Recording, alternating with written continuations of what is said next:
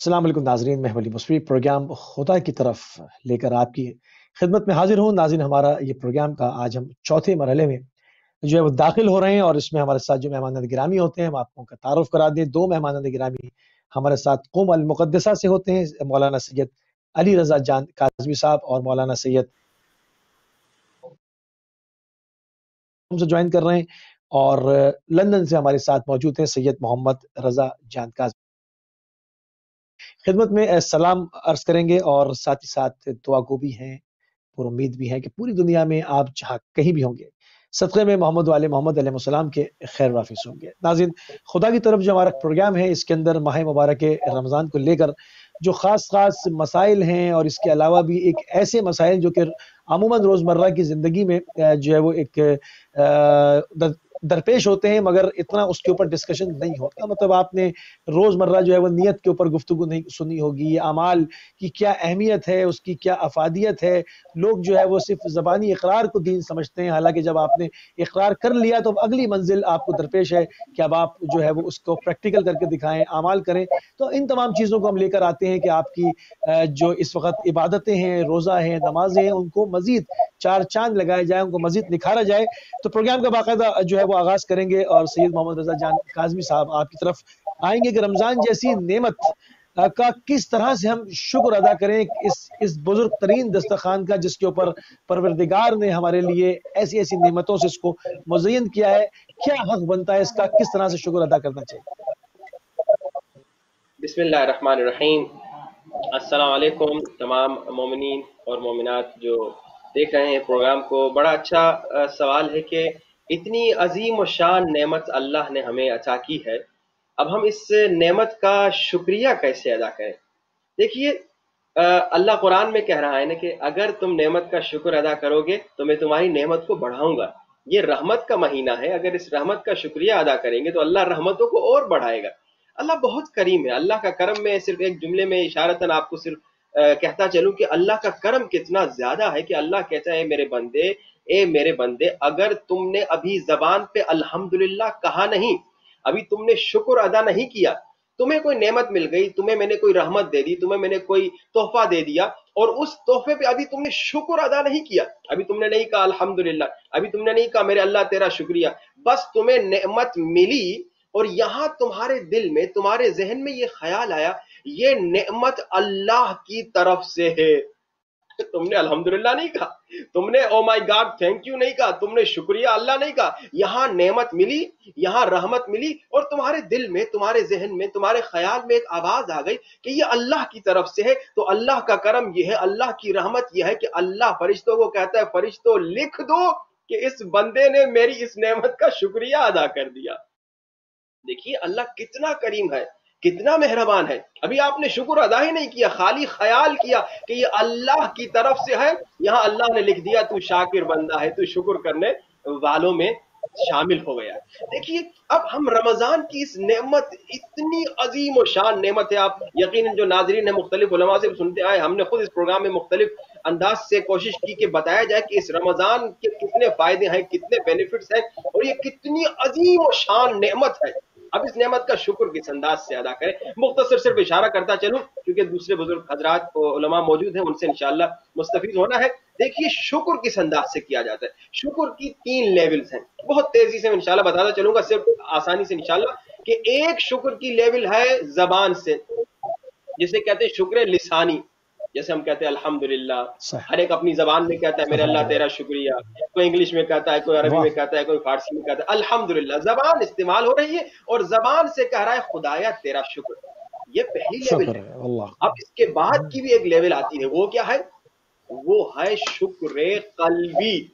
क्या मतलब, अब मैं जबान रोक दूं, जबान से अल्हम्दुलिल्लाह ना कहूं, सिर्फ दिल से कहूं अल्हम्दुलिल्लाह, नहीं, शुक्र कल्बी क्या है, उसमें जबान से भी कहेंगे अल्हम्दुलिल्लाह, लेकिन शुक्र कल्बी का क्या मकसद, शुक्र कल्बी का मकसद ये है कि जितनी भी नेमतें अल्लाह ने मुझे दी हैं, जितनी भी कामयाबियां मैं खुद मेहनत करके हासिल कर रहा हूं, मिसाल के तौर पे मैंने मेहनत की, मैंने जहमत की पढ़ाई में और अच्छे नंबर्स लेकर आ गया, मिसाल के तौर पे मैंने मेहनत की बिजनेस में और माशाल्लाह अच्छा कामयाब हो गया, मैंने मेहनत की, अपनी जिस फील्ड में भी मैं हूँ उसमें मेहनत की और मैंने कामयाबी हासिल की। शुक्र कल्बी क्या है? शुक्र कल्बी ये है कि अब मैं ये ना कहूँ कि ये मेरी मेहनत का नतीजा है, मैं ये ना सोचूं कि मैंने मेहनत की तभी इम्तिहान में पास हुआ, मैं ये ना सोचूं मैंने मेहनत की तभी मैं माशाल्लाह बिजनेसमैन इतना बड़ा हो गया, मैं ये ना सोचूं मैंने मेहनत की तभी मैं अपनी फील्ड में इतना कामयाब हो गया, बल्कि मैं ये कहूं ये मेरे अल्लाह की तरफ से नेमत थी जो मैं कामयाब हो गया।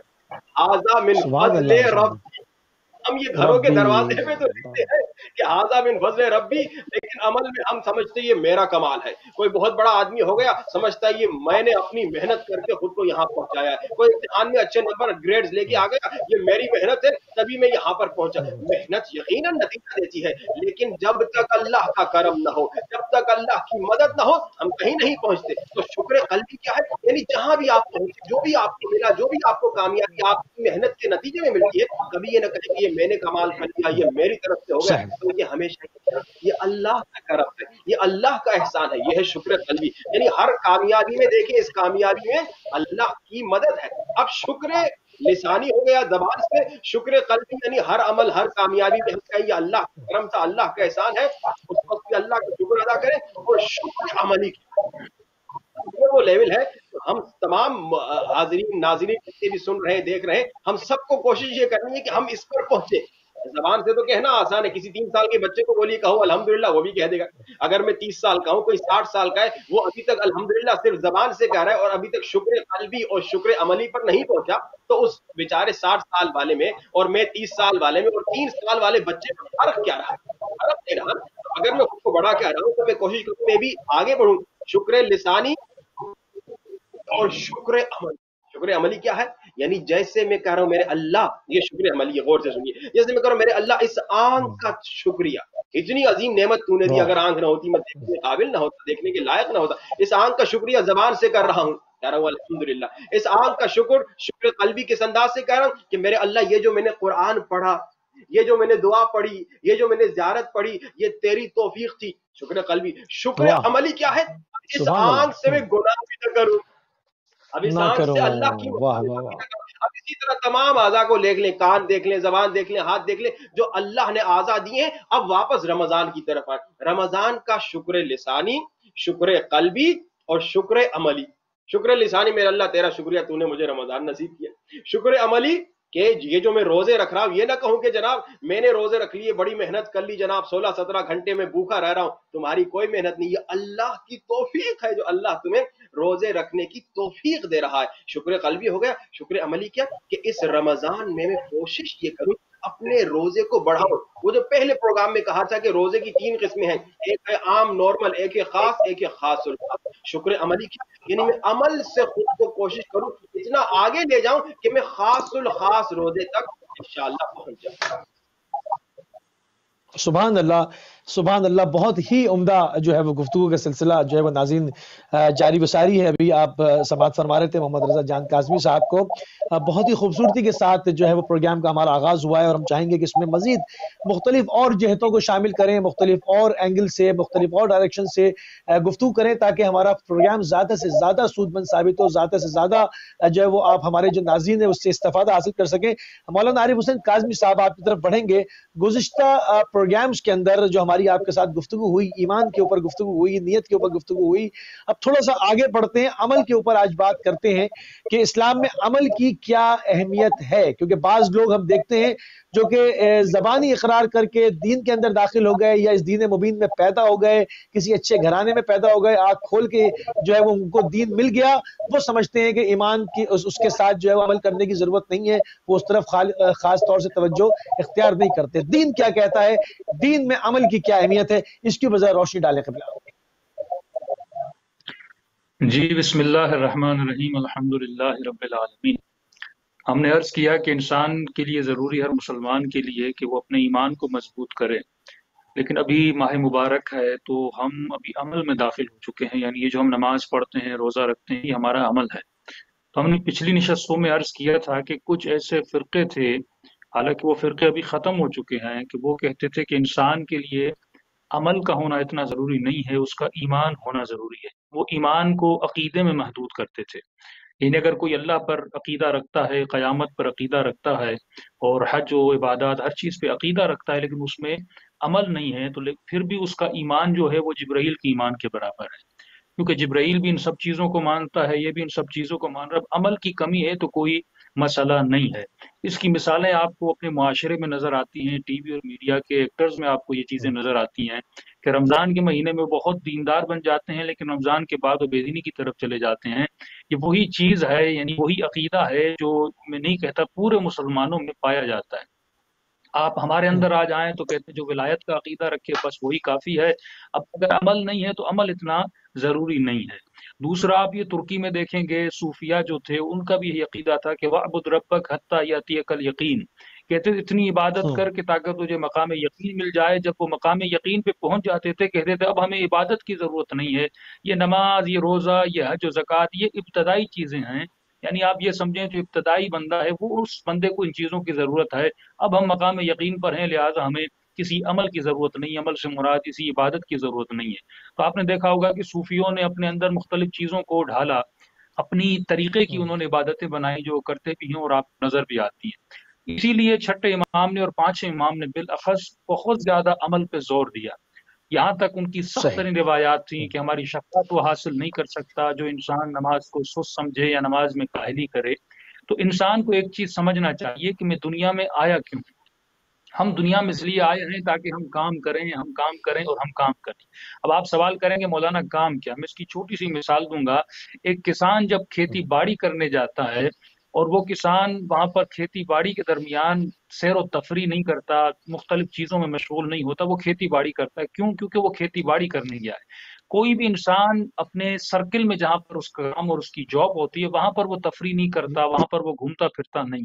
अब ये नहीं कि जो खेती बाड़ी कर रहा है वो खाना पीना नहीं खाता, नहीं, वो खाता भी है, वो पीता भी है, वो सोता भी है, लेकिन वो काम के दरमियान एक छोटी सी जगह को इख्तियार करता है जहाँ पे थोड़ा सा आराम करता है। आराम करने के लिए बहुत बड़ा तकिया, बहुत बड़ा बेड नहीं लगाता। आप उस किसान को कहिए भाई खाने के लिए आइए हम कबाब को तैयार करते हैं, वो कहेगा कि नहीं, मैं अगर कबाब पकाऊंगा तो मेरा जो काम, असल काम है जो खेती बाड़ी है वो मेरा रह जाएगा। तो इसीलिए इमाम फरमाते सही। हैं दुनिया मजरातुल आखिरह, दुनिया आखिरत की खेती आखिर बाड़ी है। इंसान खेती का है। जो दुनिया में हम कहते हैं प्रायोरिटी, हम इंग्लिश में दो वर्ड यूज करते हैं, एक इम्पोर्टेंट एक मोस्ट इम्पोर्टेंट। आज मसला ये है कि हमने अमल को जो प्रायोरिटी दी है वो सेकंड वाली है, और जो हमने अपनी दुनिया को, जॉब को, हाँ शादी करो अच्छी बात है, काम करो, जॉब करो, कारोबार करो, पैसा कमाओ, लेकिन ये सारी चीजें सेकंड पे आती है। जो फर्स्ट है वो अमल है, जो परवरदिगार आलम की इताअत है। यानी कभी भी नमाज को ये मत कहा करो कि मुझे काम है, अपने काम को ये कहा करो कि मुझे नमाज पढ़नी है। बहुत सारे नमाज नौजवान सवाल पढ़नी है। पूछते हैं मौलाना सुभान हम जॉब अल्लाह, पे सुभान जाते अल्लाह। हैं, वापसी में नमाज पढ़ने में हमें देर हो जाती है। बहुत सारे रोजे के हवाले से सवाल करते हैं, यानी हमेशा हमारा सवाल, यानी हम नमाज को सेकंड प्रायोरिटी पे रखते हैं, यानी पहले मेरी जॉब है, फिर कहते हैं मौलाना ये मुझे मसला है। तो इंसान को ये सोचना सही। चाहिए कि तुम्हारी जो पहली प्रायोरिटी थी, जिसकी वजह से तुझे दुनिया में भेजा गया था, वो था तुम्हारा अमल।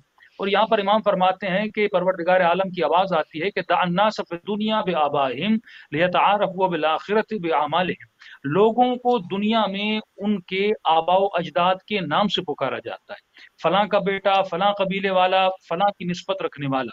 लेकिन फरमा ऐ लोगों, तुम्हें आखिरत में तुम्हारी पहचान तुम्हारे आबाओ अजदाद नहीं होंगे। ये नहीं कहा जाएगा ये करशी है, ये हाशमी है, ये सैयद था या गैर सैयद था। आखिरत में तुम्हारी पहचान होगी बे आमालिहिम, जो तुम्हारा अमल होगा सही। उससे तुम्हें आखिरत में पुकारा जाएगा। इसीलिए जब भी आप कुरान में जाते हैं तो परवरदिगार आलम इंसान को जब पुकारता है तो आवाज आती है या अय्युहल्लज़ीना आमनू या अय्युहल्लज़ीना कफरू, यानी वहां पर ईमान और कुफ्र तुम्हारी पहचान होगी। या मसलन अगर कोई माह रजब में रोजे रखता था तो आवाज आएगी ऐन रजबियून, कहाँ है रजब में इबादतें करने वाले। आवाज आएगी कहाँ है माह मुबारक रमजान में इबादत करने वाले और अल्लाह की इताअत करने वाले। तो इंसान ये चीज जहन में बिठा दे कि आखिरत में मुझे कौन सी चीज काम आएगी, वो मेरा अमल है। फरमाया ला तकुन मिम्मन यरजुल आखिरत बगैर अमलिन, नहजुल बलागा मौलाली फरमाते उनमें से मत बनो जो आखिरत को पसंद करते हैं और आखिरत को चाहते हैं, जन्नत को चाहते हैं, लेकिन अमल करना नहीं चाहते। फरमाते ऐसे लोगों नहीं का कुछ चाहते। भी नहीं होगा। मौलाली के चंद जुमले सुभान आपकी अल्लाह। खिदमत में अर्ज करना चाहूँ, मौलाली की हिकमत के जुमले बिस्मिल्लाह, हैं, नहजुल बिस्मिल्लाह। बलागा में से एक बिस्मिल्लाह। इमाम फरमाते यकूलु फी दुनिया बिकौल ज़ाहिदीन व यअमलु फीहा बिअमल रागिबीन, ये लोगों को दुनिया में दावत तो देता है अच्छे अमल की, लेकिन खुद अमल नहीं करता। فرمایا یحب الصالحین ولا یعمل عملهم، یہ صالحوں کی باتیں تو کرتا ہے، صالحین کو پسند تو کرتا ہے، یہ اپنے پروگرامز میں، اپنی مجالس میں، اپنی محافل میں، اپنی نشستوں میں کبھی آیت اللہ بہجت کی باتیں کرتا ہے، کبھی آیت اللہ قاضی کی باتیں کرتا ہے، یعنی پسند تو کرتا ہے ان کو لیکن ان کی باتوں پر عمل نہیں کرتا۔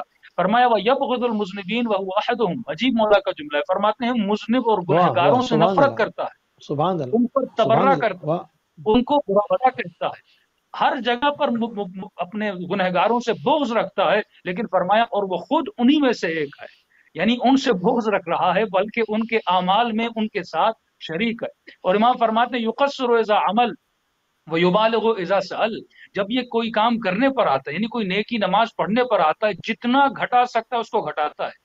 بھائی چھوٹی سی تسبیح جناب زہرا ہے اس کو بھی ترک کر دیتا ہے، کہتا ہے مولانا صرف واجبات کو میں ادا کروں گا، میں صرف ذکر رکوع کروں گا لیکن بعد میں صلوات نہیں پڑھوں گا۔ ویبالغ اذا سأل، لیکن جب کچھ مانگنے پر آتا ہے تو خدا سے ہر کچھ مانگنا چاہتا ہے، یعنی دنیا کی ہر چیز اسے چاہیے لیکن جب عمل میں آتا ہے تو بہت کم۔ سبحان فرمایا اللہ، الناس سبحان فی اللہ، الدنیا واہ، بالاموال وبالآخرۃ بالاعمال، اے لوگو دنیا میں تم اپنے مال سے پہچانے جاؤ گے، کون صاحب؟ وہ صاحب جس کے پاس بڑا گھر ہے، جس کے پاس بڑی گاڑی ہے، لیکن فرمایا آخرت میں تم مال سے پہچانے نہیں جاؤ گے۔ مولا فرماتے ہیں جب دنیا سے چلے جاؤ گے اور تمہارے بدن کو کفن میں لپیٹا جائے گا اور پتھر تمہاری قبر کے اوپر رکھا جائے گا، وہاں پر تمہیں پتہ چلے گا وبالآخرۃ بالاعمال، وہاں پر تمہاری پہچان تمہارا عمل ہوگا۔ سبحان اللہ، سبحان اللہ، بہت عمدہ۔ ناظرین جو ہے وہ گفتگو کو مزید جو ہے وہ آگے بڑھائیں گے۔ مولانا سید علی رضا جان کاظمی صاحب، آپ نے بھی ہمیں قوم سے جوائن کیا ہوا ہے۔ رسول کریم صلی اللہ علیہ وآلہ وسلم کی حدیث ہے کہ روزہ رکھو تاکہ صحت پا جاؤ، تو روزے کا صحت سے کیا ربط بنتا ہے؟ واضح حدیث موجود ہے، اس کو ذرا کھولیے، اس پہ ذرا روشنی ڈالیے قبلہ۔ بسم اللہ الرحمن الرحیم۔ جی ہاں، جس حدیث کی طرف آپ نے اشارہ کیا جس میں حضور پاک فرما رہے ہیں سومو تصوحو، روزہ رکھو اور خداوند متعال تمہیں صحت عطا کرے گا۔ اور روزہ در صحیح، حقیقت ایک صحت کا سیکرٹ ہے اور صحت کا راز ہے۔ اور آج جس صدی میں 14ویں صدی میں ہم رہ رہے ہیں، 21ویں صدی میں ہم رہ رہے ہیں، ان ٹیکنالوجی اور سائنس کی بدولت یہ تمام حقائق جو رسول اللہ نے ہم کو سکھائے تھے وہ عیاں ہوئے جا رہے ہیں اور برملا ہوئے جا رہے ہیں۔ آپ کو ایک ریفرنس دے دوں، پروفیسر یوشی نوری اوسمی، پروفیسر یوشی نوری اوسمی ایک جاپانیز پروفیسر ہے جس کو 2016 میں نوبل پرائز ملی تھی فزیولوجی اور میڈیسن کے حوالے سے۔ 2016 میں یہ نوبل پرائز ونر ہے پروفیسر یوشی نوری اوسمی۔ اچھا، ان کو کس لیے نوبل پرائز ملا اور ان کا کمال کیا تھا؟ دیکھیے میں آپ کو ایک کوٹیشن بتا دیتا ہوں کہ ان کی جو ڈسکوری تھی پروفیسر یوشی نوری اوسومی کی، جو ایک جاپانیز پروفیسر ہیں، ان کی ڈسکوری یہ تھی کہ انہوں نے ایٹوفیگی کو ڈسکور کیا تھا۔ اب ایٹوفیگی ہوتا کیا ہے؟ ایٹوفیگی کے بارے میں جو سائنٹیفک ریسرچ وہ یہ بتاتی ہے autophagy, because autophagy in 1990s what was discovered، یہ ہے کیا؟ What is autophagy؟ کہہ رہے ہیں کہ self-devouring is a natural and regulated mechanism of the cell that eat unnecessary components, and it allows the recycle of good component during autophagy. The cell destroys the virus, bacteria, and get rid of damaged structures. اب یہ بتا رہے ہیں کہ ایٹوفیگی ایک ایسا process ہے جو بھوک کے نتیجے میں آتا ہے۔ جب انسان 10 12 یا 9 گھنٹے بھوک سے رہتا ہے اس کے بعد نتیجے میں یہ پروسیس شروع ہو جاتا ہے۔ اچھا، اس پروسیس میں ہوتا کیا ہے؟ اس پروسیس میں یہ ہوتا ہے کہ آپ کے جو اچھے سیل ہیں، جو طاقتور سیل ہیں، اچھے خلیے ہیں، وہ آپ کے کمزور خلیوں کو، کمزور سیلز کو کھا جاتے ہیں۔ تو نتیجہ میں یہ ہوتا ہے وہ جو بیمار سیل ہوتے ہیں یا جو بڈھے سیل ہوتے ہیں یا جو خراب سیل ہوتے ہیں اس کو ہیلدی سیل آپ کے کھا جاتے ہیں، اور نتیجے میں آپ کے جسم سے بیماری ختم ہو جاتی ہے اور کینسر ختم ہو جاتا ہے، یہاں تک کہ الزائمر ختم ہو جاتا ہے۔ اور جب یہ 90s میں یہ ریسرچ آئی تھی اور انہوں نے پھر بعد میں ان کو نوبل پرائز 2016 میں ملا، مگر انہوں نے 90s میں جب یہ ریسرچ کی تھی اس وقت صرف 5 سے 10 پیپرز میں اس پروسیس کا ذکر تھا کہ ایٹوفیگی کیا کیا کر سکتا ہے۔ مگر ابھی اگر آپ جائیں مختلف تحقیقات کو دیکھیں، تقریباً ہر سال 5000 نئے پیپرز اس ریسرچ پہ لکھے جاتے ہیں، اور مختلف بیماریوں میں جیسے انفلیمیشن ہے، جیسے ڈائبٹیز ہے، جیسے کینسر ہے، جیسے ڈیمنشیا ہے، جیسے پارکنسن ڈیزیز ہے، ان ساری ڈیزیز میں ایٹوفیگی کے پروسیس کے بارے میں گفتگو کی جاتی ہے۔ تو سمپل ورڈ میں اگر ہم کہیں کہ پروفیسر یوشی نوری اوسومی جاپانیز پروفیسر کو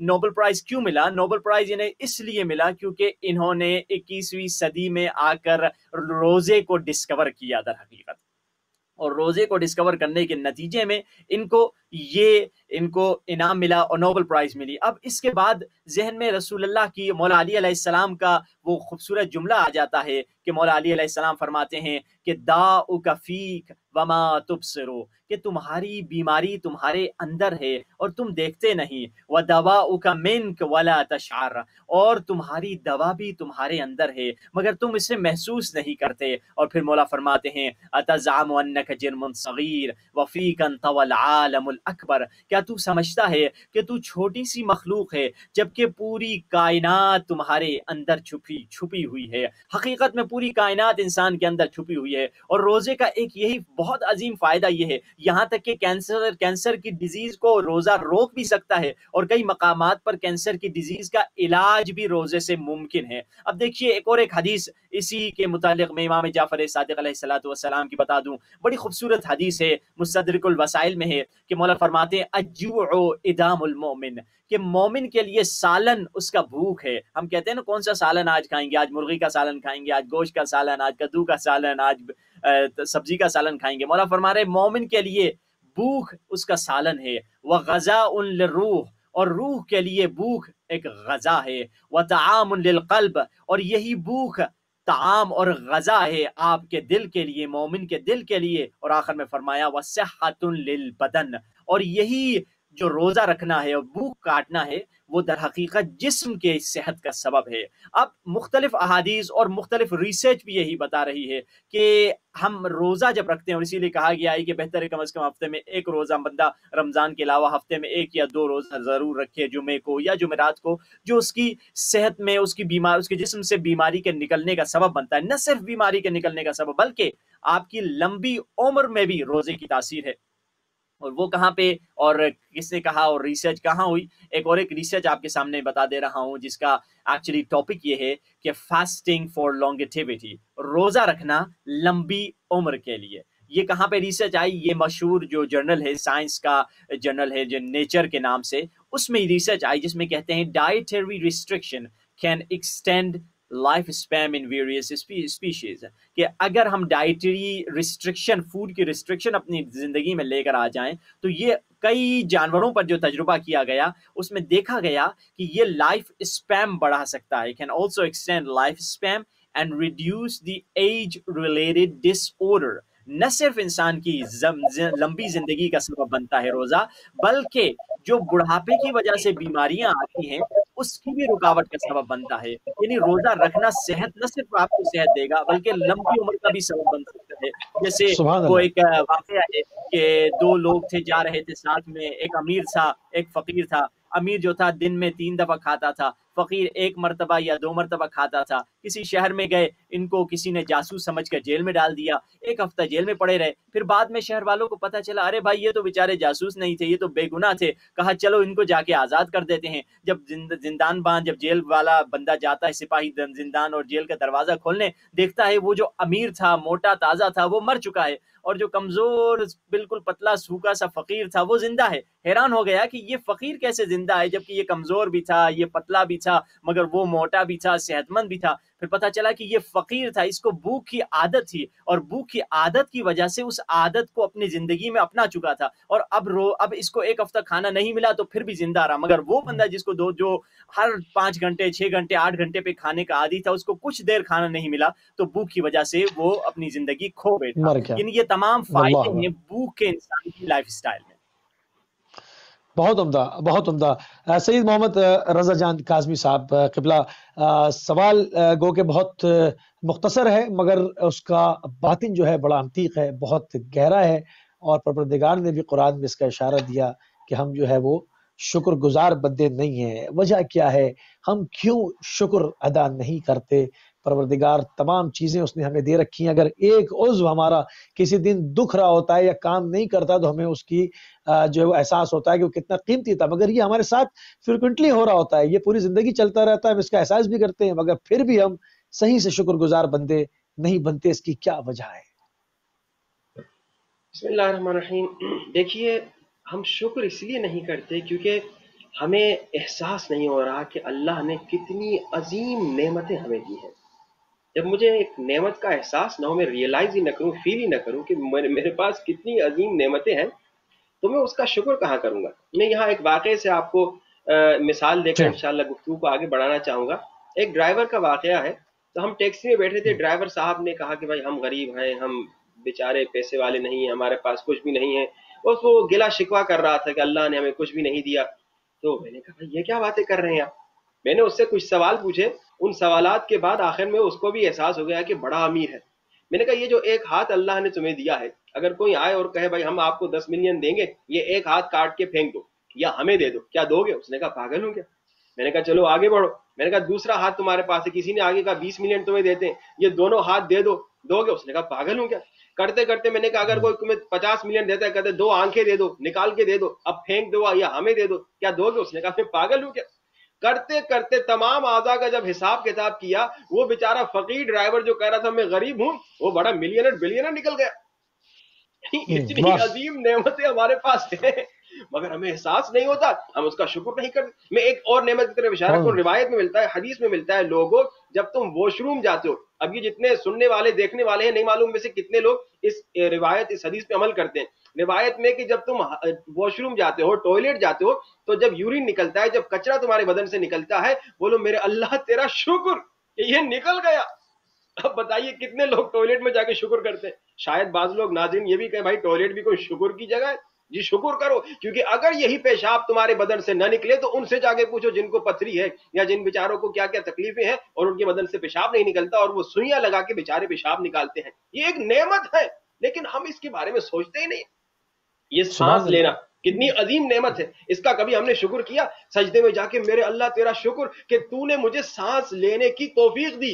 یہ ایک نعمت ہے نا. ابھی کورونا کے دنوں میں پتا چل رہا ہے کہ بیچارے لوگ جو وینٹیلیٹرز پہ جا رہے ہیں، تب پتا چل رہا ہے کہ بھائی واقعی سانس لینا بھی ایک نعمت تھی جس سے ہم غافل تھے. اب اس طرح گنتے جائیے کہ اللہ نے کتنی نعمتیں ہمیں دی ہیں. ان نعمتوں کا ہم کب شکر کریں گے؟ جب ہمیں احساس ہوگا میرے پاس کتنی نعمتیں. آپ اسی آنکھ کو جا کے گوگل پہ سرچ کر لیں کہ اس آنکھ کی کتنی بیماریاں ہیں جس سے ہم دور ہیں، جس سے اللہ نے ہمیں بچا کے رکھا. اس کان کی کتنی بیماریاں ہیں جس سے ہم دور ہیں، اللہ نے ہمیں بچا کے رکھا. آج کی سائیکولوجی کہتی ہے اگر تم چاہتے ہو ڈپریشن کا شکار نہ ہو، اگر تم چاہتے ہو ٹینشن سے بچو، تو ایک کام کرو، بہت اچھا نسخہ، دوائی ووائی کھانے کی ضرورت نہیں، پہلے اس پہ عمل کرے. وہ کیا ہے؟ کہتے ہیں کہ 3 مہینے تک ہر روز کاغذ قلم اٹھاؤ، ہر روز 5 نعمتوں کو لکھو. اللہ نے مجھے یہ نعمت دی، اللہ نے مجھے یہ نعمت دی، اللہ نے مجھ پہ یہ کرم کیا. 3 مہینے کے بعد دیکھو کتنی بڑی لسٹ بن جاتی ہے کہ اللہ نے تم پہ اتنا کرم کیا اور پھر بھی تو غافل، پھر بھی تو اللہ کا شکر. ہم ڈپریشن میں کیوں جاتے ہیں، ہم ٹینشن کیوں لیتے ہیں جب ہم یہ کہتے ہیں میرے پاس کچھ نہیں، اس کو اللہ نے یہ دیا، اس کو اللہ نے یہ دیا، مجھے اللہ نے کچھ نہیں دیا. لیکن جب میں گننا شروع کروں گا، لکھنا شروع کروں گا ہر روز 5 نعمتیں 3 مہینے تک، تب پتا چلے گا کہ بھائی کتنی نعمتیں اللہ نے مجھے دی. بے شمار نعمتیں اللہ نے دی، ایسی ایسی نعمتیں جس سے میں غافل ہوں. تو بس یہی ہے کہ روایات اور احادیث سے ملتا ہے کہ اے مومنین، اے مسلمانوں، بیٹھو اور سوچو کہ اللہ نے کتنی نعمتیں مجھے دی ہیں اور کتنی مصیبتوں سے اللہ نے مجھے بچایا، کتنے عذابوں سے اللہ نے مجھے بچایا، کتنی تکلیفوں سے اللہ نے مجھے بچایا. جب ہم ان پہ غور کریں گے تو ہم شکر کریں گے. جب حدیث یہ بتا رہی ہے کہ واش روم جا کے بھی شکر کرو، یعنی ایسی چیز جس پہ ہم کبھی سوچتے بھی نہیں کہ اس پر بھی شکر کیا جاتا ہے. پھر ذرا آپ آگے بڑھیے، دیکھیے کتنی نعمتیں ہیں. یہ جو کھانا ہم کھا رہے ہیں، یہ پانی جو ہم پی رہے ہیں، اور جناب جتنی نعمتیں اللہ ہمیں دے رہا ہے، جو ہم لے رہے ہیں اللہ سے، مگر اس کا شکر ادا نہیں کر رہے. اور شکر ادا کرنے کی اللہ کو کوئی ضرورت نہیں. اگر میں شکر نہ کروں، آپ شکر نہ کریں، کوئی شکر اللہ کا نہ کرے، اللہ کو کوئی نقصان نہیں ہوگا. مگر اللہ کہہ رہا ہے اے میرے بندے، اگر تم نے میرا شکر کیا، لئن شکرتم لازیدنکم، اگر تم نے میرا شکر ادا کیا، تمہاری نعمتیں بڑھیں گی، تمہاری سکسیس بڑھے گی، تمہاری کامیابی بڑھے گی، دنیا میں بھی کامیاب اور آخرت میں بھی کامیاب. سبحان اللہ، سبحان اللہ. بہت عمدہ جو گفتگو کا سلسلہ ناظرین جاری و ساری ہے. مولانا سید عارف حسین کاظمی صاحب، آپ کے ساتھ ابھی اعمال کے اوپر جو ہے وہ بات ہوئی کہ اعمال کی دین کے اندر کیا اہمیت ہے اور کتنا اس کا وزن ہے. تو اس پر تھوڑا سا بات کر لیتے ہیں کہ کلام پاک میں ہم نے دیکھا کہ اس میں ایسا بھی ذکر ہوا کہ بعض لوگوں کے اعمالوں کو حبط کر لیا جائے گا، حبط الاعمال ہو جائے گا. اس کی کیا وجہ کیا ہے، کیا اس کی کیا علت ہے، کیوں اعمال حبط ہو جائیں گے؟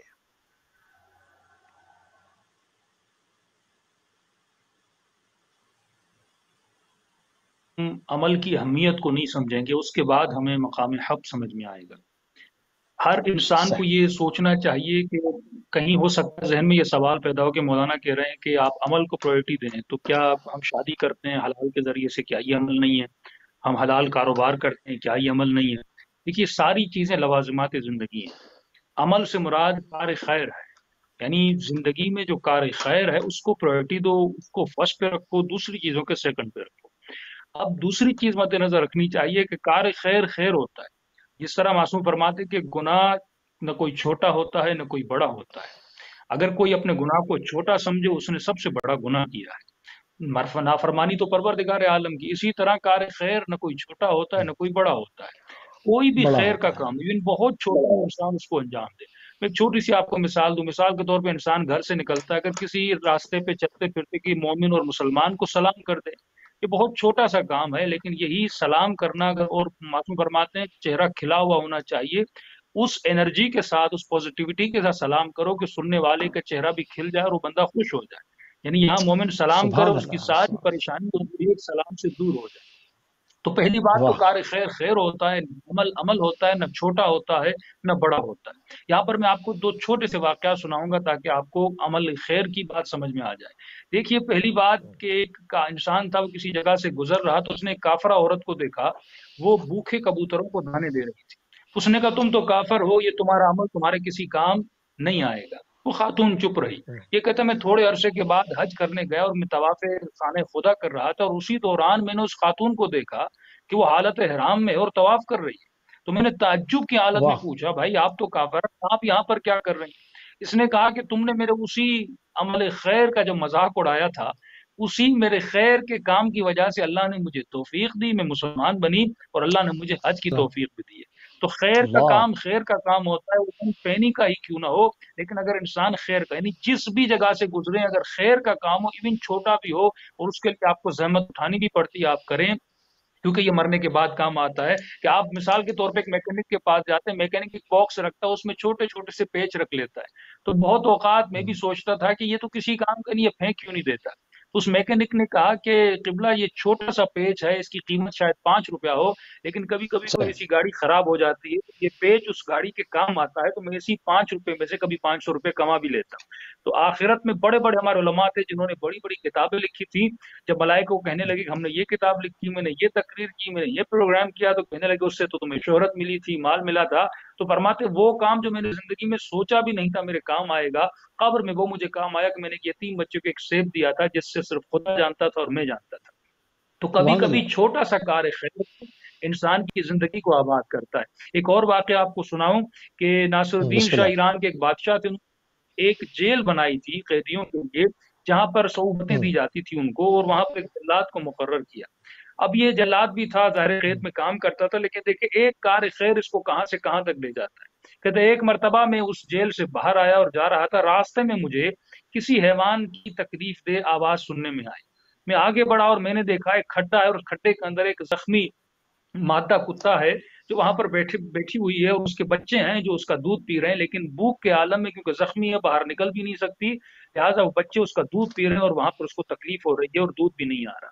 تو اتنے میں کہہ رہا ہے اس زمانے میں ایران میں قحط کا زمانہ تھا اور روٹی بہت مہنگی تھی، لیکن میں نے اس کو دیکھا، میرے دل میں دکھ ہوا اور میں نے جا کر نانوا سے روٹی لی اور وہ روٹی جا کر نیچے پھینکی اور اس نے کھائی۔ پھر میں نانوا کے پاس گیا، میں نے اس نانوا کو 1 مہینے کی روٹیوں کے پیسے دیے۔ میں نے کہا کہ اپنے شاگرد کو کہنا روزانہ جائے ایک روٹی ڈالے، اور میں بھی روز آؤں گا اور ایک روٹی اس کو جا کر دوں گا اور دیکھوں گا۔ کہتا یہ دن تھا، شام کا وقت تھا، میں پلٹا، کہہ رہا میری 2 بیویاں تھیں، ایک بیوی شہر میں رہتی تھی، ایک بیوی شہر سے تھوڑا باہر تھی۔ تو آج کی جو رات تھی وہ مجھے دوسری بیوی کے پاس جانا تھا اور اس نے کھانا بھی بنایا تھا، لہٰذا میں اس گھر پہ گیا اور میرے دوست بھی گھر پر آئے ہوئے، تو انہوں نے اصرار کیا کہ آج رات تم یہیں پہ رہے۔ میں نے کہا نہیں، آج مجھے اپنی دوسری بیوی کے پاس جانا ہے، گھر میں جھگڑا ہو جائے گا، لیکن انہوں نے اصرار کیا نہیں آپ یہیں پہ رہ لیں۔ کہتے ان کے اصرار کی وجہ سے میں وہیں پہ رہ گیا۔ رات کو جب سو گیا تو خواب کے عالم میں امام سجاد علیہ الصلوۃ والسلام کو دیکھا۔ میرے آقا فرماتے ہیں کہ آج رات تمہاری موت مقرر تھی، لیکن ایک عمل کی وجہ سے اللہ نے تمہاری موت کو دور کر دیا۔ تو فرماتے ہیں مولا وہ میرا کون سا عمل تھا؟ فرماتے ہیں آج تم نے ایک بھوکے حیوان کو کھانا کھلایا جس کی وجہ سے تمہاری موت ٹل گئی۔ تو کہتے ہیں مولا موت مجھے آنی کیوں تھی؟ وہاں فرماتے ہیں جو تمہاری دوسری بیوی تھی اس نے حسد میں آ کر کہ تم نے شادی کی ہے، ظاہر اس نے حسد میں آ کر تمہارے کھانے میں زہر ملایا تھا، اگر آج رات تم اس گھر میں جاتے زہر کھاتے تم مر جاتے۔ دوسرا عمل امام فرماتے ہیں کہ دوسرا عمل یہ ہے کہ تمہیں پروردگار عالم موت دے گا، وہ موت دے گا ہمارے جد امجد امام حسین علیہ الصلوۃ والسلام کے شہر میں موت دے گا اور تم وہیں پر دفن ہوگے۔ کہتے ہیں جب میں نیند سے اٹھا اور امام نے مجھے بتایا تو اس نے زہر کہاں کہاں رکھا تھا، اور امام نے یہ بھی تاکید کی تھی جب گھر جاؤ تو اس خاتون کو مارنا نہیں، اسے کچھ مت کہنا، بس اسے بتانا اگر تمہارے ساتھ رہنا چاہتی ہے توبہ کرنے کے بعد رہ لے، اگر نہیں رہنا چاہتی اسے آزاد کرنا۔ کہ جیسے میں اس خاتون کے گھر پہنچا اس نے مجھ پہ بڑا غصہ کیا کہ تم کل رات گھر کیوں نہیں آئے تھے، میں نے فوراً جا کے کچن میں اسے زہر دکھایا، وہ پشیمان ہوئی۔ خلاصہ یہ کہ اس خاتون نے ان سے طلاق لے لی، لیکن کہتا ہے کچھ عرصے کے بعد اسے ناصر الدین شاہ کے دربار جو کام کرتا تھا وہاں پر بھی اس نے استعفیٰ دیا۔ کہتا ہے اتفاق سے ایک قافلہ کربلا جا رہا تھا، میں اسی قافلے کے ساتھ مل کے کربلا روانہ ہوا اور وہیں پر رہ لیا، اور امام حسین کی زیارت کرتے کرتے اس کی روح پرواز ہوئی اور اسے وہیں پر دفن کیا گیا۔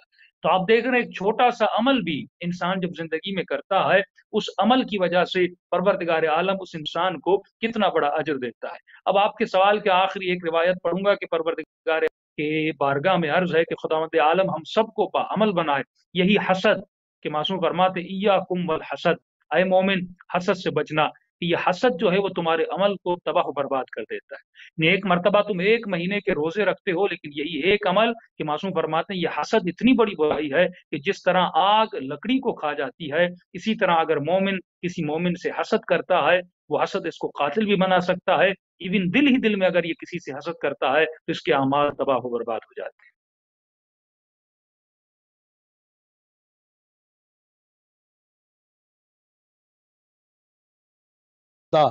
جو ہے وہ گفتگو آپ نے حبط الاعمال کے سلسلے میں کہ کیوں اعمال جو ہے وہ حبط ہو جاتے ہیں اور اعمال کا کیا امپیکٹ ہے انسانی زندگی پر، اس کی جو پروردگار کی طرف سے اس کو بلیسنگز مل رہی ہوتی ہیں، اس کے پیچھے کیا چیزیں اور کیا راز کار فرما ہوتے ہیں، بہت ہی اہم رازوں کے اوپر سے آپ نے جو ہے وہ پردے ہٹائے۔ بات کو تھوڑا سا اور بڑھاتے ہیں، مولانا علی رضا جان کاظمی صاحب یہ بتائیے کہ زندگی کے اندر اعتدال اور بیلنس کیسے آئے، کیونکہ مومن کی زندگی ایک بیلنس زندگی ہوتی ہے، اس کے اندر اعتدال ہوتا ہے، اس کے اندر تمام چیزیں جو ہے وہ ایک ٹائم اور یہ تمام چیزیں ایک مینجمنٹ نظر آتی ہے۔ تو سب سے پہلے اس کا کیا فارمولہ ہونا چاہیے کہ انسان کی زندگی بیلنسڈ ہو جائے، اس کے اندر اعتدال آ جائے؟ جی مفتی صاحب، دیکھیں آغا، جہاں تک اعتدال کا تعلق ہے یا بیلنس جسے ہم کہتے ہیں، امیر المومنین فرماتے ہیں کہ لا یری الجاہل الا مفرطا او مفرطا، کہ تم جاہل کو کبھی میانہ روی کرتے ہوئے نہیں دیکھو گے، اعتدال کرتے ہوئے نہیں دیکھو گے۔ جاہل یا بہت تیز جا رہا ہوگا یا بہت آہستہ جا رہا ہوگا، یعنی جاہل کی زندگی اسی طرح ہے۔ تبھی تو جاہل کی مثال ایک چھت پر کھڑے ہوئے انسان کی ہے جو ڈر کے مارے اتنا پیچھے ہٹ جاتا ہے کہ پیچھے سے گرتا ہے، یا جوش کے مارے اتنا آگے نکل جاتا ہے کہ آگے سے گرتا ہے۔ اور امیر المومنین اسی لیے فرماتے ہیں الیمین والشمال مضلہ وطریق الوسطی ہی الجادہ، کہ دائیں طرف جانا بھی گمراہی ہے، بائیں طرف جانا بھی گمراہی ہے، اور درمیانہ راستہ ہی اعتدال کا راستہ ہے۔ اب اعتدال ہماری زندگی میں کیسے آئے؟ کیونکہ آپ دیکھتے ہیں ہماری زندگیوں میں اکثر لوگ زندگیوں میں اعتدال بہت کم ہوتا ہے۔ کوئی لوگ کہتے ہیں عمل زیادہ اہم ہے، عقیدے کی خیر ہے، عقیدہ کوئی الٹا کہتے ہیں کہ عقیدہ صحیح ہونا چاہیے، عمل کی خیر ہے۔ کوئی عقیدے کی پرواہ نہیں کرتے، کوئی عمل کی پرواہ نہیں کرتے، جبکہ دونوں غلط طریقے ہیں۔ کچھ لوگ کہتے ہیں کہ انسانی تقدیر خدا کے ہاتھ میں ہے اور انسان ایک مجبور مخلوق ہے، اور اس کے مقابل میں کچھ کہتے ہیں نہیں، انسان تو بالکل آزاد ہے، خدا تو بالکل انٹروین نہیں کرتا، خدا مداخلت نہیں کرتا، پوری تقدیر اللہ نے انسان کے حوالے کر دی گئی ہے۔ تو یہ دونوں غلط کہہ رہے ہیں۔ کچھ لوگ آپ زندگی میں دیکھتے ہیں کہ ایسی بیجا غیرت دکھاتے ہیں جو غیرت جاہلیت ہے۔ کچھ لوگ اتنے بے غیرت ہو جاتے ہیں اپنی بیوی بچوں کو گلی کوچوں میں بے حجاب اور بغیر حجاب کے، بغیر چادر کے بھیج رہے ہوتے ہیں۔ یعنی کچھ لوگ اتنا خرچ کر لیتے ہیں کہ خود فقیر ہو جاتے ہیں، کچھ لوگ اتنی کنجوسی کرتے ہیں کہ پورے معاشرے میں کنجوس کے نام سے بدنام ہو جاتے ہیں۔ تو یعنی یہ صراط مستقیم نہیں ہے کہ جو میانہ روی کا راستہ جس کے بارے میں ہم کہتے ہیں اہدنا الصراط المستقیم، تو صراط مستقیم کیا ہے؟ امیر المومنین فرماتے ہیں انا الصراط اللہ المستقیم وعروۃہ الوثقی التی لا انفصام لها، میں صراط مستقیم ہوں۔ صراط मुस्तकीम अली इब्न अबी तालिब हैं। सही सीधा रास्ता और एतदाल का रास्ता अहले बैत से के दर से मिलेगा। क्यों? क्योंकि अली और अहले बैत अलैहिमुस्सलातु वस्सलाम वारिसे कुरान और मुजस्समे कुरान हैं। अब देखिए कुरान की चंद आयतें मैं आपको बता दूं कहाँ कहाँ एतदाल के बारे में कुरान में खुदावंद मुताल ने बताया है, और हम उसको तवज्जो नहीं करते, हम आधी आयत पढ़कर आगे निकल जाते हैं। जैसे सबसे पहले हमने प्रोग्राम में कहा था, हम सिर्फ कुलू वशरबू को तो देखते हैं मगर अगला जुमला खाओ पियो को तो देखते हैं मगर अगला जुमला नहीं देखते हैं, वला तुसरिफू, इसराफ न करना। और इसी तरह हदीस में खुदावंद मुताल ने सूरह इसरा में फरमाया वला तजअल यदक मगलूलतन इला उनुक़िक वला तबसुतहा कुल्लल बस्ति फतक़अद मलूमन महजूरा, कि अपनी जब तुम खर्च कर रहे हो तो पूरा का पूरा माल खर्च न कर देना कि खुद फकीर हो जाओ, और इतनी कंजूसी भी न करना कि लोग तुमको फकीर समझें। यानी देखिए ये जो आयत है, इस आयत की तफसीर में मौला बड़ी अच्छी मिसाल देते हैं। अब जैसे आप टीवी भी देख रहे हैं ताकि मैं आपको हाथ भी दिखा सकूं, मौला ने बिल्कुल हाथ की मिसाल दी है। ये आयत में कह रहे हैं वला तजअल यदक मगलूलतन इला उनुक़िक, अपने हाथ को बिल्कुल भी गोया बंद न करना और अपने हाथ को बिल्कुल भी न खोल देना, यानी कि फकीर हो जाओ और बिल्कुल कंजूस भी ना होना। तो मौला ने क्या किया, एक रेगिस्तान में मौला खड़े हुए थे, मैं आपको स्क्रीन पे हाथ भी दिखाऊं, तो मौला ने क्या किया, अपने हाथ में मिट्टी उठाई और हाथ में मिट्टी उठाने के बाद मौला ने अपनी मुट्ठी को बिल्कुल बंद कर दिया। मौला ने कहा ये कंजूसी है कि पूरा का पूरा जो तुम्हें अल्लाह ने दिया है वो अपने पास रख दो। अच्छा, दूसरा सिनेरियो मौला ने उठाया, मौला ने फिर से मिट्टी उठाई और मिट्टी को उठा के अपना हाथ बिल्कुल पलटा दिया। मौला ने कहा ये बिल्कुल बेवकूफाना सखावत है कि जो आपको माल आपको मिला है वो सारा आप लोगों को दे दें। फिर तीसरा सिनेरियो मौला ने बताया, मौला ने मिट्टी उठाई और मिट्टी जो हाथ में आई, अब हाथों को उंगलियों को खोल दिया मौला ने, थोड़ी मिट्टी उंगलियों के बीच से टपकी। मौला ने कहा ये राह खुदा में खिराज कर जो, और जो ऊपर है ये तुम्हारे लिए अल्लाह ने दिया। देखिए तीन सिनेरियो मौला ने बता दिया, एक तो मुट्ठी को बिल्कुल बंद कर दो, एक मुट्ठी को बिल्कुल उल्टा कर दो, एक मुट्ठी में मिट्टी उठाओ और उंगलियों को खोलो और उंगलियों के बीच से जो मिट्टी गिरेगी ये राह खुदा में खर्च कर दो। ये एतदाल का रास्ता, यही मयाना रबी का रास्ता है। एक तो आयतें में पढ़कर बस मैं तमाम करता हूँ, यहाँ भी टाइम हमारे पास नमाज का होने जा रहा है।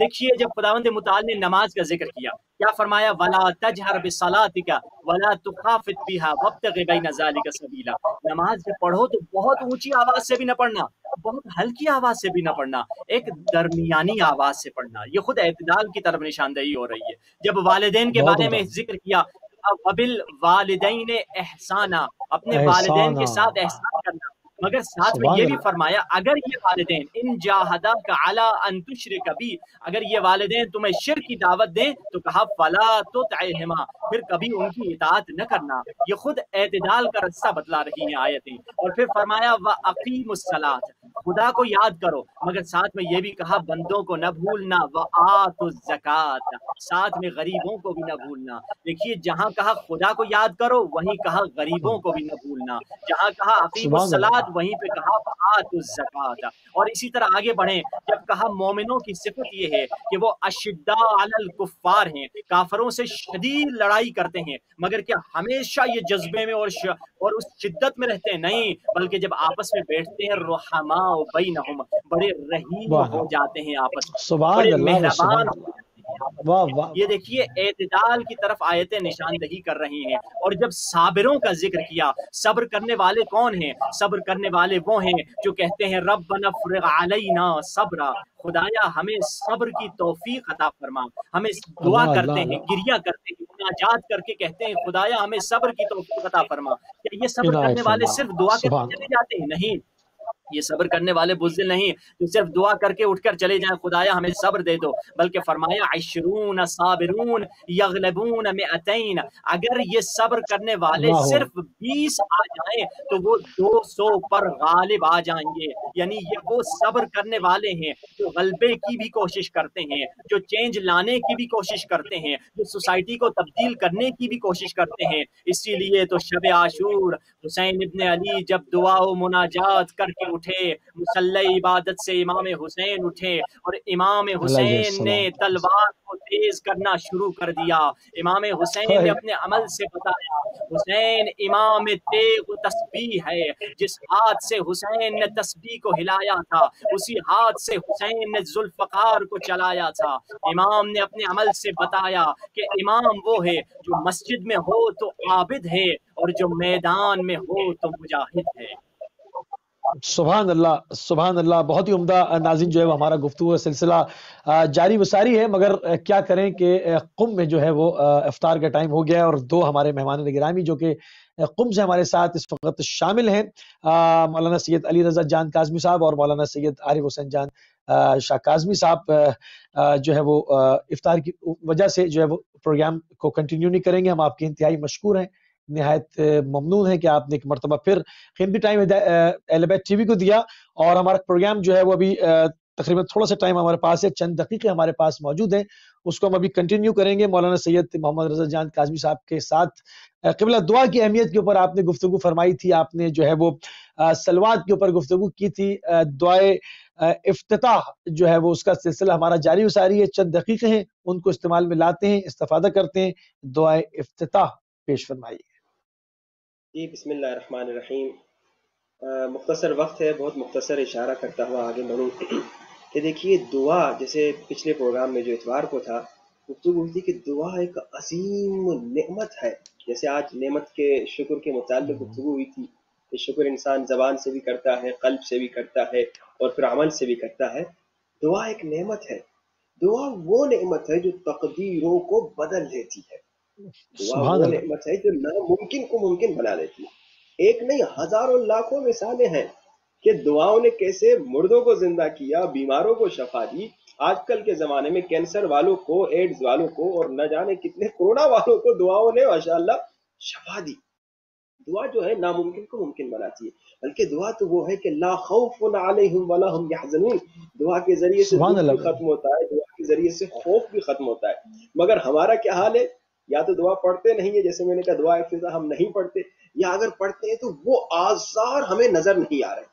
اس کی وجہ میں نے بتایا کہ دعا کے آداب ہوتے ہیں، دعا جو ہے اس کے شرائط ہوتے ہیں، دعا کے کچھ موانع ہوتے ہیں، جو رکاوٹیں ہوتی ہیں جو ہماری دعا کی قبول ہونے میں بیریئرز بنتے ہیں۔ معنی تو ہوتے ان پہ ہیں، انشاءاللہ بیریئرز کوشش یہ رہے گی کہ مختصر گفتگو رہے جاری ان پروگرامز میں۔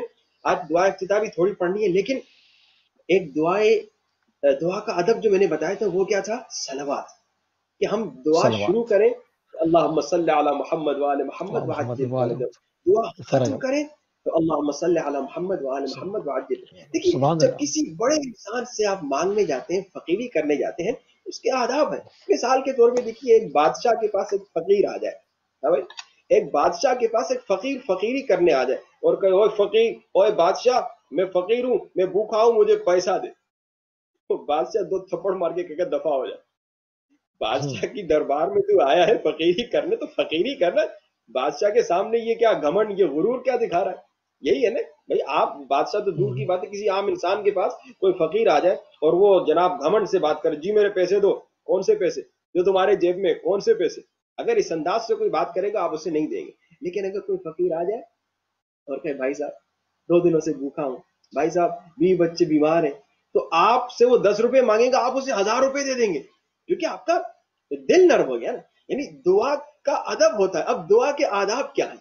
ایک واقعہ سنا اور دعا افتتاح، بلکہ یہ واقعہ اتنا عظیم واقعہ ہے کہ ہمیں باقاعدہ سکھا رہا ہے کہ جب ہم اللہ سے کچھ مانگیں، جب اہل بیت سے کچھ مانگیں، جیسے بہت سارے آداب ہیں، انشاءاللہ مختصر اشارہ کرتا رہوں گا۔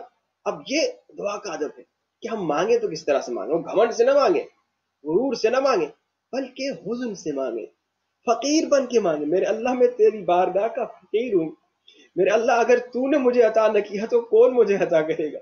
میرے اللہ اگر تو نے مجھے ٹھکرا دیا تو میں کس کے در پہ جاؤں گا؟ ایک شخص کا واقعہ ہے، مشہد امام رضا کا واقعہ ہے۔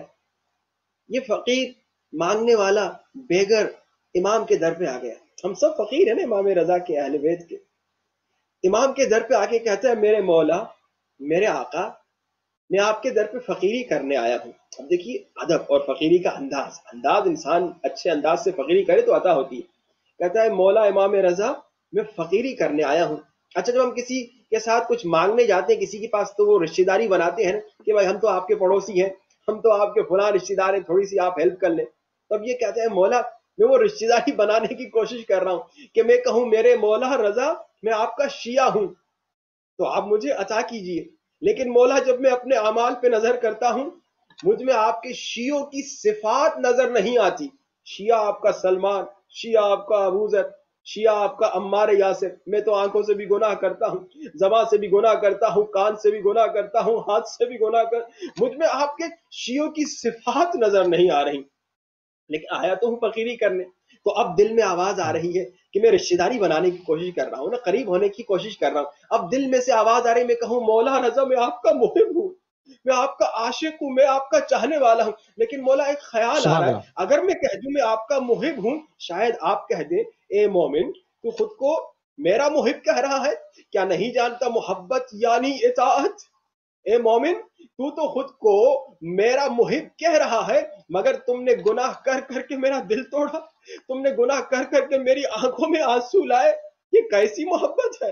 محبت میں تو انسان محبوب کو معشوق کو خوش کرتا ہے، مگر تم نے مجھے تکلیف دی۔ مولا جب یہ سوچتا ہوں، اپنے اعمال پہ نظر کرتا ہوں، پھر ہمت نہیں ہوتی کہ میں کہوں کہ مولا میں آپ کا محب ہوں، لیکن مولا ایک راستہ بچا ہے، مجھ میں ہمت نہیں ہو رہی میں خود کو آپ کا شیعہ کہوں۔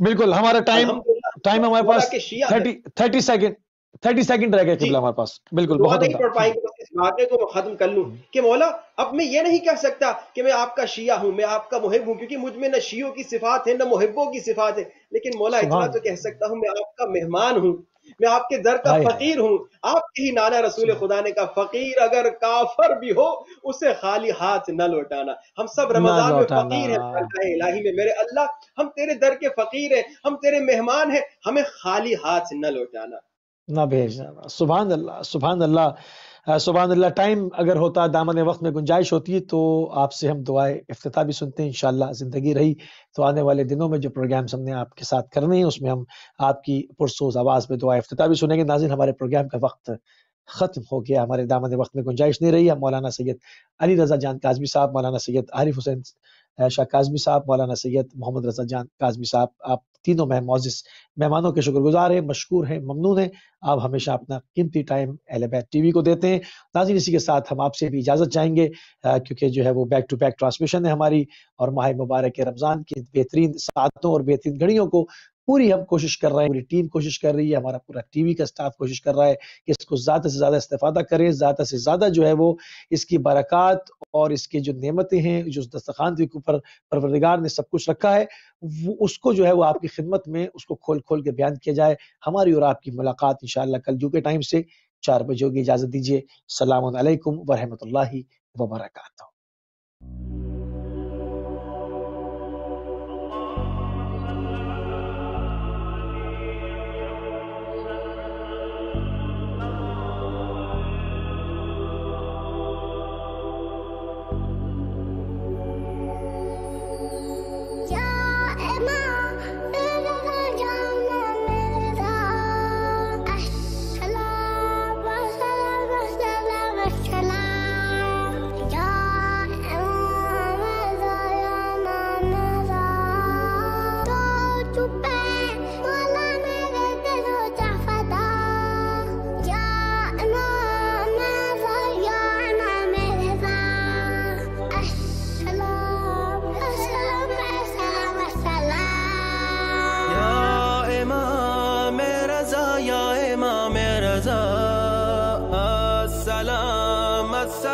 السلام السلام یا امام رضا یا امام رضا، تجھ پہ مولا میرے دل و جاں فدا، یا امام رضا یا امام رضا، السلام السلام السلام السلام، تیرا عاشق ہوں مولا فدا کار ہوں، تیرا ظاہر ہوں گرچہ گناہ گار ہوں، تیرا ظاہر ہوں گرچہ گناہ گار ہوں، تو شفاعت میری کر مجھے حر بنا، تو شفاعت میری کر مجھے حر بنا، یا امام رضا یا امام رضا، السلام السلام السلام السلام، تیرے در سے کوئی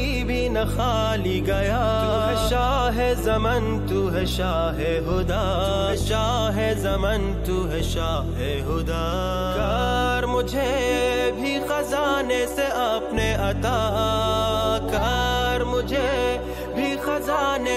اپنے عطا یا امام رضا یا امام رضا السلام السلام السلام السلام یا امام رضا یا امام رضا السلام السلام السلام السلام یا امام رضا یا امام رضا تجھ پہ مولا میرے دل و جاں فدا یا امام رضا یا امام رضا السلام السلام السلام السلام